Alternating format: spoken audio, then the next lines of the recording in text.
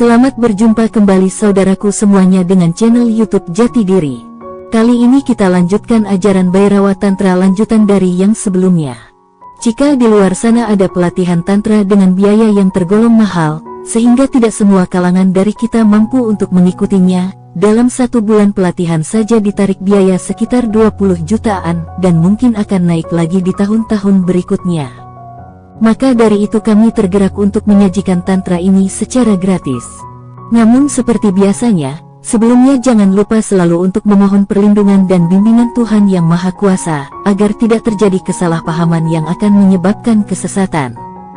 Dalam menyajikan Tantra ini, kami sajikan secara sistematis, jadi tontonlah secara cermat mulai dari awal, jangan melompat-lompat agar tidak terjadi gagal paham. Dan mungkin bahasanya terkesan membingungkan, namun disitulah seninya. Cermatilah dengan kejernihan hati dan pikiran agar dapat menangkap maknanya secara benar. Untuk Tantra semuanya suci. Ingat ini, untuk Tantra semuanya adalah suci, tidak ada yang tidak suci. Lihatlah dengan cara ini, untuk orang tak beragama, semuanya tidak suci. Untuk yang disebut umat beragama ada sesuatu yang suci, dan sesuatu yang tidak suci.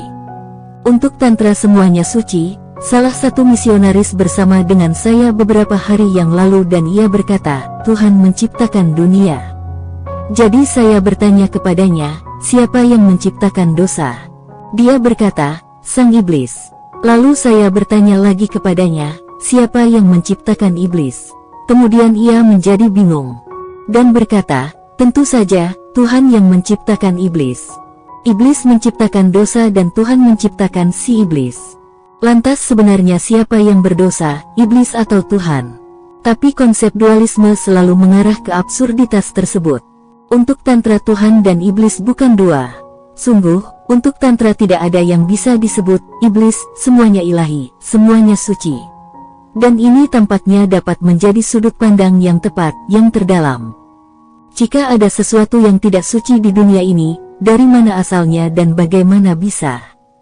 Jadi hanya ada 2 alternatif. Pertama, alternatif ateis yang mengatakan semuanya tidak suci.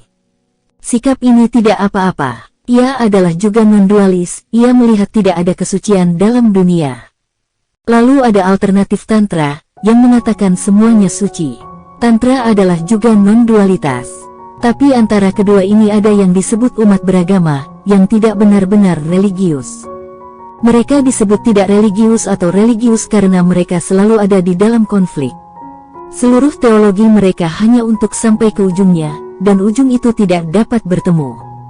Jika satu sel, atom tunggal di dunia ini tidak suci, maka seluruh dunia menjadi tidak suci, karena bagaimana mungkin atom tunggal tersebut dapat eksis dalam dunia yang suci? Bagaimana bisa begitu? Adalah didukung oleh segala sesuatu, untuk menjadi itu harus didukung oleh segala sesuatu. Dan jika elemen yang tidak suci didukung oleh semua elemen suci, lalu apa perbedaan di antara mereka? Jadi apakah dunia ini suci secara total, tanpa syarat, atau tidak suci sama sekali, tidak ada yang setengah-setengah? Tantra mengatakan semuanya suci, itulah sebabnya kita tidak bisa memahami itu. Ini adalah sudut pandang non-dualitas terdalam, jika kita bisa menyebutnya sebagai sudut pandang. Tapi tidak demikian, karena setiap sudut pandang terikat untuk menjadi ganda. Tantra tidak berlawanan dengan apa-apa, sehingga tidak ada sudut pandang. Ia merupakan rasa kesatuan, kesatuan yang hidup. Ada 2 jalur, yoga dan Tantra. Tantra tidak bisa terlihat begitu menarik karena pikiran yang lumpuh. Tapi ketika ada seseorang yang sehat di dalam dirinya, tidak kacau, Tantra memiliki keindahan baginya. Hanya ia yang dapat memahami apa itu Tantra. Yoga memiliki daya tarik yang mudah terlihat, karena pikiran kita yang terganggu. Ingat, itu adalah pikiranmu yang pada akhirnya membuat sesuatu menjadi menarik atau tidak menarik. Ini adalah engkau sendiri yang merupakan faktor penentu. Pendekatan ini berbeda. Saya tidak mengatakan bahwa seseorang tidak bisa mencapainya melalui yoga.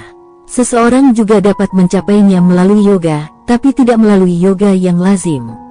Yoga yang lazim adalah bukan benar-benar yoga, tetapi itu adalah interpretasi pikiranmu yang sakit. Yoga bisa menjadi pendekatan yang otentik sampai ke tujuan akhir, tapi itu juga hanya menjadi mungkin jika pikiranmu sehat, ketika pikiranmu tidak sakit. Kemudian yoga akan memberikan bentuk yang berbeda. Misalnya, Mahavira ada di jalan yoga, tapi ia tidak benar-benar menekan seks. Dia tahu itu, dia sudah hidup dengan itu, dia sangat mengenalnya. Tapi akhirnya seks menjadi tidak berguna lagi baginya, sehingga seks jatuh. Buddha ada di jalan yoga, tapi ia sudah hidup melalui dunia, dia sangat mengenalnya. Dia tidak melawannya. Setelah engkau mengetahui sesuatu engkau menjadi bebas darinya. Itu hanya akan jatuh seperti daun-daun kering jatuh dari pohon. Ini bukan penolakan, tidak ada pertarungan sama sekali. Lihatlah wajah Buddha, tidak terlihat seperti wajah seorang petarung. Dia tidak bertarung, dia begitu santai, wajahnya adalah lambang relaksasi, tidak ada pertarungan. Lalu lihatlah para yogimu. Pertarungan jelas nampak di wajah mereka. Dalam hati ada banyak gejolak, mereka sekarang duduk di gunung berapi. Engkau dapat melihat di mata mereka, di wajah mereka, dan engkau akan merasakannya. Jauh di suatu tempat mereka menekan semua penyakit mereka belum melampaui alam dunia yang sehat, di mana setiap orang hidup secara otentik, secara individual, tidak meniru orang lain, tetapi menjalani hidupnya sendiri dengan caranya sendiri, keduanya mungkin. Mereka dapat mempelajari kepekaan yang akan melampaui keinginan, mereka mungkin sampai ke titik di mana semua keinginan jatuh dan menjadi sia-sia. Yoga juga dapat membawa ke sini, tetapi bagiku yoga akan mengarah ke dunia yang sama di mana tantra bisa mengarah ke sana. Ingat ini. Kita membutuhkan pikiran yang sehat, manusia yang alami. Dalam dunia di mana ada manusia yang alami, tantra, dan juga yoga, akan membawa kita melampaui keinginan. Dalam masyarakat kita yang sakit, baik yoga maupun tantra tidak dapat melakukan hal ini. Jika kita memilih yoga, kita memilihnya bukan dikarenakan keinginan kita yang telah menjadi tak berguna, bukan begitu. Mereka masih bermakna, mereka belum jatuh dengan sendirinya. Kita harus memaksa mereka. Jika kita memilih yoga, kita memilihnya sebagai teknik penekanan. Jika kita memilih tantra, kita memilih tantra karena kelicikan, sebagai penipuan yang halus, alasan untuk mengumbar dan memanjakan. Dengan pikiran yang tidak sehat baik yoga maupun tantra tidak bisa bekerja. Mereka hanya akan mengakibatkan penipuan. Pikiran yang sehat, terutama pikiran seksual yang sehat, diperlukan untuk memulainya. Kemudian tidak terlalu sulit untuk memilih jalanmu. Engkau dapat memilih yoga, engkau dapat memilih tantra. Pada dasarnya ada dua jenis manusia, pria dan wanita. Yang kumaksudkan bukanlah secara biologis, namun secara psikologis. Untuk mereka yang secara psikologis dasarnya laki-laki, yang agresif, dengan kekerasan, ekstrovert, mungkin yoga adalah jalan yang cocok untuk mereka. Untuk mereka yang dasarnya feminin, menerima, pasif, non-kekerasan, tantra adalah jalan yang lebih cocok untuk mereka. Jadi engkau dapat memperhatikan itu, untuk tantra, Ibu Kali, Taraf, dan begitu banyak Devis, Bhairawi, Dewi perempuan, adalah sangat bermakna. Dalam yoga engkau tidak akan pernah mendengar nama dari dewi feminin. Tantra memiliki dewi feminin, yoga memiliki dewa laki-laki. Yoga adalah energi keluar, energi tantra bergerak ke dalam. Jadi engkau bisa mengatakan dalam terminologi psikologi modern yoga adalah ekstrovert, dan tantra adalah introvert. Jadi itu tergantung pada kepribadian. Jika engkau memiliki kepribadian introvert, maka perlawanan bukanlah untukmu. Jika engkau memiliki kepribadian ekstrovert, maka perlawanan adalah untukmu. Tapi kita bingung, kita kacau balau, itu sebabnya tidak ada yang dapat membantumu. Pada yang bertentangan semuanya mengganggu. Yoga akan mengganggumu, tantra akan mengganggumu. Setiap obat akan membuat penyakit baru untukmu karena orang yang memilih itu sendiri yang sakit atau penyakitan, sehingga hasil dari pilihannya akan menjadi penyakit. Jadi aku tidak bermaksud bahwa melalui yoga engkau tidak dapat mencapainya. Aku menekankan pada tantra hanya karena kita di sini akan mencoba untuk memahami apakah tantra itu. Pertanyaan selanjutnya, pada jalan penyerahan diri, surrender, bagaimana seorang pencari dapat sampai kepada teknik yang paling tepat dari 112 metode ini? Di jalan kehendak ada banyak metode, ada 112 metode. Sedangkan di jalan penyerahan diri, berserah diri, adalah termasuk metode yang tersendiri, tidak ada metode lain, ingatlah ini. Semua metode adalah bukan penyerahan diri, karena metode itu bergantung pada dirimu sendiri. Engkau dapat melakukan sesuatu, tekniknya ada, sehingga engkau melakukannya. Di jalan penyerahan diri, engkau tidak ada lagi, sehingga engkau tidak dapat melakukan apa-apa. Engkau telah melakukan yang terakhir, yang tertinggi, engkau telah berserah diri. Di jalan penyerahan diri, berserah diri adalah satu-satunya metode. Semua ini berjumlah 112 metode memerlukan kehendak tertentu, mereka membutuhkan dirimu untuk melakukan sesuatu. Engkau memanipulasi energimu, engkau menyeimbangkan energimu, engkau menciptakan sebuah pusat dalam kekacauanmu. Engkau melakukan sesuatu, upayamu adalah signifikan, mendasar, diperlukan. Sementara di jalan penyerahan diri, hanya satu hal yang diperlukan, yaitu, engkau harus berserah diri. Kita akan mendalami ke-112 metode ini, sehingga sangat baik untuk mengatakan sesuatu tentang penyerahan diri, karena ia tidak memiliki metode. Di dalam 112 metode ini sama sekali tidak ada metode penyerahan diri. Mengapa Siwa tidak mengatakan apapun tentang berserah diri? Karena tidak ada yang dapat dikatakan. Bairawi sendiri, Dewi sendiri, telah mencapai Siwa tanpa melalui metode apapun. Dia hanya berserah diri. Jadi ini harus dicatat. Dia menanyakan semua pertanyaan ini bukan untuk dirinya sendiri, akan tetapi semua pertanyaan ini ditanyakan adalah untuk seluruh kemanusiaan. Dia telah mencapai Siwa. Dia sudah berada di pangkuan Siwa. Siwa sudah memeluknya. Dia telah menjadi satu dengannya, tetapi Dewi Parwati masih bertanya. Jadi ingat satu hal, Dewi Parwati tidak bertanya untuk dirinya sendiri, karena dia sudah tidak perlu bertanya. Dia bertanya untuk seluruh umat manusia. Tapi jika ia telah mencapainya, mengapa ia bertanya kepada Siwa? Tidak bisakah ia berbicara sendiri kepada kemanusiaan? Dewi Parwati telah mencapainya melalui jalur penyerahan diri, jadi ia tidak mengetahui apapun tentang metode Siwa, makanya Siwa mengajar metode ini kepada Dewi Parwati. Dewi Parwati sendiri telah mencapainya melalui cinta, dengan cinta sudah cukup. Cinta tidak perlu apa-apa lagi. Dewi Parwati telah sampai melalui cinta, jadi ia tidak mengetahui apa-apa tentang metode Siwa, tentang teknik Siwa. Itulah sebabnya ia bertanya kepada Siwa. Jadi Siwa mengajarkan 112 metode ini. Dia tidak akan berbicara tentang penyerahan diri, karena penyerahan diri bukan metode Siwa. Engkau berserah diri hanya ketika setiap metode telah menjadi sia-sia atau tidak berguna, ketika sudah tidak ada metode apapun lagi yang dapat membantumu mencapai pencerahan. Engkau telah mencoba yang terbaik. Engkau telah mengetuk setiap pintu dan tidak ada pintu yang terbuka, dan engkau telah melewati semua rute dan tidak ada rute yang tercapai. Engkau telah banyak melakukan apapun yang dapat engkau lakukan, dan sekarang engkau merasa tidak berdaya. Dalam ketidakberdayaan yang total ini, sebuah penyerahan diri akan terjadi. Jadi, di jalan penyerahan diri tidak ada metode khusus. Tetapi apakah berserah diri itu, dan bagaimana cara kerjanya? Dan jika jalan penyerahan diri dapat membuahkan hasil, lalu mengapa membutuhkan 112 metode ini? Lalu mengapa melakukan metode yang tidak penting? Pikiran akan selalu bertanya. Lalu, baiklah, jika penyerahan diri membuahkan hasil, lebih baik berserah diri saja. Mengapa mencari-cari metode yang lain? Dan siapa yang tahu apakah suatu metode akan sesuai denganmu atau tidak? Dan mungkin saja membutuhkan waktu seumur hidup untuk mencari tahu itu. Sehingga sangat baik untuk berserah diri, tetapi itu sulit. Berserah diri adalah hal yang paling sulit di dunia. Metodenya tidak sulit, mereka mudah, engkau dapat melatih dirimu, akan tetapi untuk berserah diri engkau tidak dapat melatih dirimu sendiri, tidak ada pelatihannya.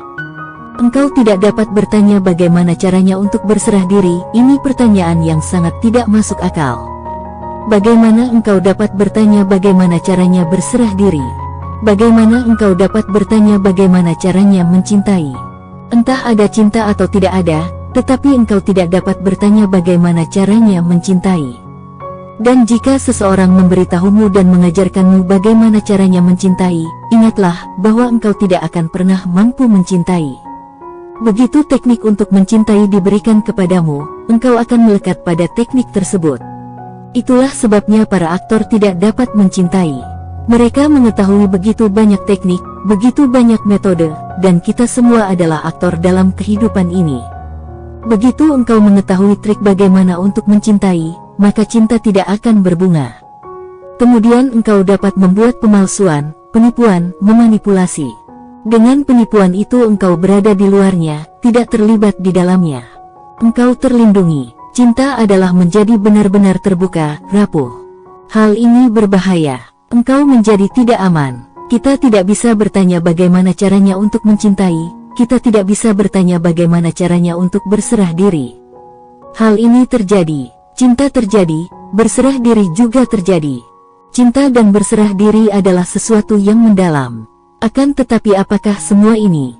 Dan jika kita tidak bisa tahu bagaimana caranya berserah diri, setidaknya kita dapat tahu bagaimana menjaga diri kita sendiri dari penyerahan diri, bagaimana kita dapat mencegah diri kita sendiri dari berserah diri. Itu dapat diketahui dan itu dapat membantu kita. Bagaimana mungkin, engkau belum berserah diri juga? Apakah teknik tidak menyerahkan dirimu? Jika engkau belum jatuh cinta juga, maka masalah yang sebenarnya bukan bagaimana untuk mencintai. Akan tetapi masalah yang sebenarnya adalah untuk menggali lebih dalam. Untuk mengetahui bagaimana engkau dapat hidup tanpa cinta, apakah trikmu? Apakah teknikmu? Apakah strukturmu? Apakah struktur pertahananmu? Bagaimana engkau dapat hidup tanpa cinta? Itu dapat dipahami, dan harus dipahami. Hal pertama, kita hidup dengan ego dalam ego, berpusat di ego pula.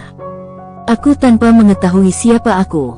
Aku terus mengumumkan, aku, dan keakuanku ini adalah palsu, karena aku tidak tahu siapa diriku yang sebenarnya.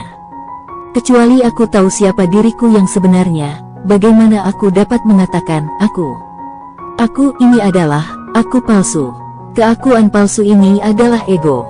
Ini adalah pertahanan. Ini yang melindungimu dari penyerahan diri, yang membuatmu tidak mau berserah diri.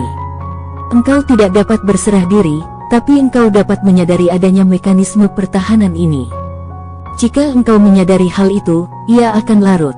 Kemudian secara bertahap, itu tidak lagi diperkuat, dan suatu saat engkau akan merasakan, aku bukan ini. Aku bukan ego. Pada saat engkau merasakan, aku bukan ini, barulah penyerahan diri akan terjadi. Jadi cobalah untuk mencari tahu apakah keakuanmu itu adalah dirimu. Sungguh, apakah ada pusat di dirimu yang dapat engkau sebut sebagai aku? Menyelamlah jauh ke dalam dirimu, cobalah untuk mencari tahu di mana letaknya keakuan ini, di mana tempat tinggalnya egomu. Seseorang bernama Rinzai pergi ke gurunya dan ia berkata, beri aku kebebasan. Lalu gurunya berkata, bawa dirimu. Jika engkau melakukannya, aku akan membuatmu bebas. Akan tetapi jika engkau tidak dapat melakukannya, maka bagaimana aku dapat membuatmu bebas? Engkau telah bebas, dan kebebasan itu adalah bukan kebebasanmu. Sebenarnya, kebebasan itu adalah kebebasan dari dirimu sendiri, kebebasan dari egomu sendiri. Jadi pergi dan cari tahulah di mana letak keakuanmu ini, dan di mana dirimu, lalu datanglah kepadaku. Ini adalah meditasi. Pergi dan bermeditasilah. Kemudian Rinzai pergi dan bermeditasi selama berminggu-minggu, berbulan-bulan, dan kemudian ia datang kembali kepada gurunya. Kemudian ia berkata, aku bukan tubuh. Hanya ini yang aku temukan. Lalu sang guru mengatakan, sejauh ini kamu sudah mulai terbebaskan. Pergi lagi, coba cari tahu lagi. Kemudian Rinzai mencoba untuk pergi bermeditasi lagi, dan ia menemukan bahwa aku bukanlah pikiranku, karena aku dapat mengamati pikiranku. Jadi, pengamat berbeda dari yang diamati, berarti aku bukan pikiranku. Kemudian ia datang kembali kepada gurunya dan berkata, aku bukan pikiranku. Lalu gurunya mengatakan, sekarang engkau hampir terbebaskan. Sekarang pergi lagi dan cari tahu siapa dirimu. Kemudian Rinzai berpikir, aku bukan tubuhku.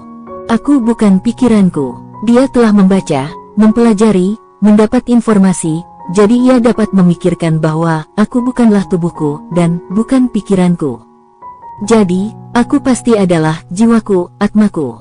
Akan tetapi ia kemudian bermeditasi, dan akhirnya menemukan bahwa tidak ada atma, tidak ada jiwa, karena atma ini tidak lain hanyalah informasi, doktrin, dogma, kata-kata filsafat. Kemudian suatu hari dia berlari menuju gurunya dan berkata, "Sekarang diriku tidak ada lagi." Kemudian gurunya berkata, "Apakah aku sekarang akan mengajarkanmu metode untuk kebebasan?" Rinzai berkata, "Aku sudah bebas, karena aku telah tidak ada lagi. Tidak ada lagi yang diperbudak. Aku hanyalah kekosongan yang luas, aku adalah ketiadaan. Hanya ketiadaanlah yang dapat bebas. Jika engkau adalah sesuatu, engkau akan berada dalam perbudakan sesuatu yang lain. Hanya kekosongan, ruang kosong, yang bisa bebas dari perbudakan. Maka engkau tidak dapat mengikatnya kembali." Lalu Rinzai berlari dan mengatakan, "Aku tidak ada lagi. Aku tidak bisa ditemukan di mana-mana. Ini adalah kebebasan." Dan untuk pertama kalinya dia menyentuh kaki gurunya, untuk pertama kalinya. Sebenarnya bukan yang pertama kalinya, karena ia telah menyentuhnya berkali-kali sebelumnya. Akan tetapi sang guru berkata, "Untuk pertama kalinya engkau telah menyentuh kakiku." Lalu Rinzai heran dan menanyakan, "Mengapa engkau mengatakan untuk pertama kalinya? Bukankah aku telah menyentuh kakimu berkali-kali sebelumnya?" Gurunya berkata, "Tetapi engkau ada di sana, jadi bagaimana engkau dapat menyentuh kakiku sementara engkau sudah berada di sana? Di tempat jauh. Bagaimana engkau dapat menyentuh kakiku ketika engkau berada di sana?" Aku, atau ego tidak akan pernah bisa menyentuh kaki siapapun. Meskipun mereka terlihat seperti menyentuh kaki seseorang, itu adalah menyentuh kakinya sendiri, hanya dengan cara yang melingkar. Makanya, engkau telah menyentuh kakiku untuk yang pertama kalinya, karena sekarang egomu sudah tidak ada lagi. Karena sekarang engkau tidak ada lagi. Dan ini juga merupakan yang terakhir kalinya. Gurunya berkata, "Yang pertama dan yang terakhir kalinya."